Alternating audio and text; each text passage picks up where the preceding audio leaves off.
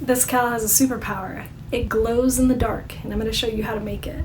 This is the Petite Basketweave cowl. I'm going to show you all the stitches included and how I get it to glow in the dark. So if you want to see more free patterns, be sure to hit the like, subscribe, and notification bell so that you're alerted as soon as they're out. So the glow in the dark is not magic and it's not paint, it's actually yarn. I've taken thread yarn and combined it with a solid color of worsted weight to give a super cool effect in the dark. The glow in the dark yarn is from Bling Bling Yarn. You'll see a link in the description. If you use my promo code, you can get 10% off. Not only do they have thread glow in the dark yarn, but they have worsted weight, variegated, different colors. They have like a whole array to do tons of different kinds of projects.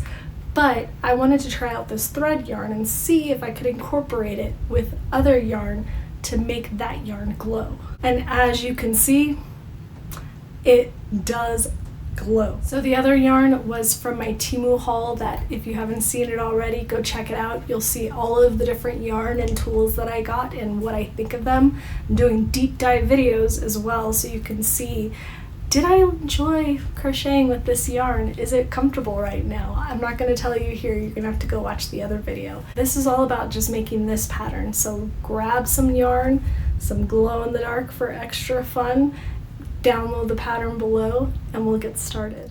For the tall chain, you can see my video on what those do for you, but we're looking at the actual post of the row below. We're doing front post double crochets to begin with, so we're going around that whole post of the double crochet below and completing just a regular double crochet. So again, we yarn over, we look for that post from the row below, around in this case, and then we're putting our hook behind it to push it to the front. So that's why it's called a front post double crochet. And then you just finish it as normal.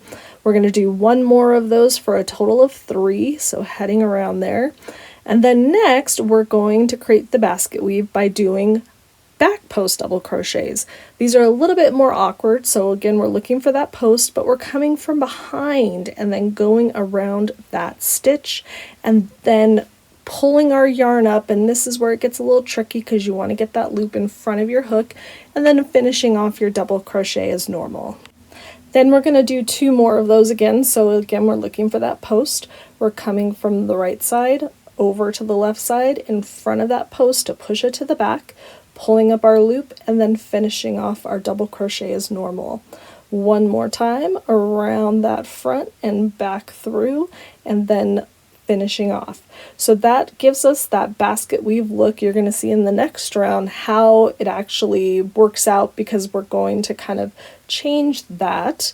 You'll see that I have my glow in the dark thread already attached to the first round of double crochets.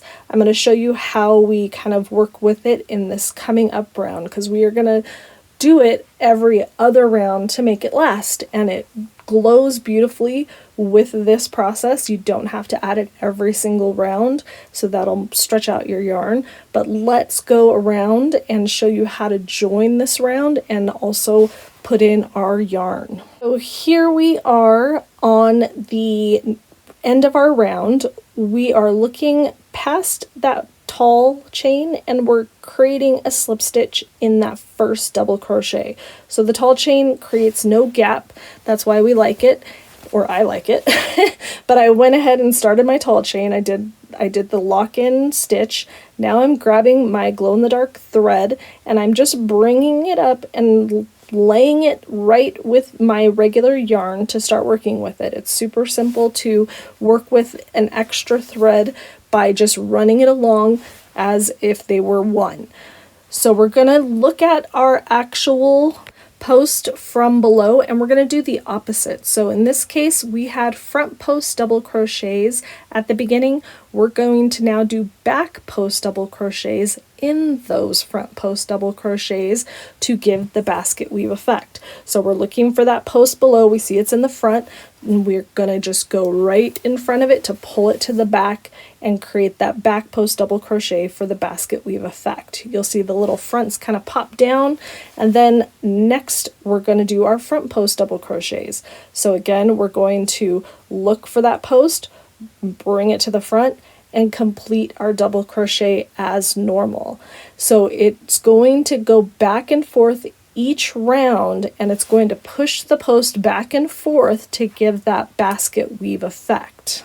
I wanted to show this to you as a little PSA to because this yarn ended up having a knot or two in it, and that happens a lot, and you're about to see it in a second, but I wanted to show you what you should do as you come to a knot in your work. So looking at this knot, I could try working it in and seeing how it lays in the project. It's not always gonna lay wrong or weirdly, so you could always try crocheting it in first and seeing what happens to it when you finish your stitch. If it is not laying great though, and it's popping to the front and you don't want it showing, here's something that you can do, especially if you don't have scissors handy at the moment, you have the project on the road or something. So instead, we're gonna pull out a couple of extra stitches. And we're going to do this to create kind of a tail. So we're going to pull out a few stitches so we get a good enough tail to be able to weave in where that knot is. Then we're going to pull out some extra inches on the other side of the knot. So we've created this really long double tail. Just picture that you're going to cut that knot out in the future. We're going to create that long tail, and then we're going to go and join it as if we had started a new ball of yarn.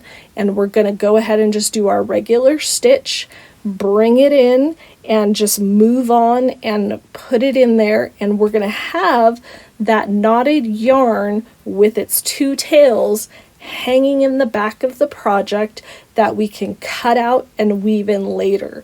So if you're not around scissors and don't want to take the time to, create the cuts right then and there, this is a solution you can do to keep working without having to stop and go find those scissors. So that's your little PSA of the day. Here's some last thoughts. So that is the basics of the Petite Basket Weave Cowl.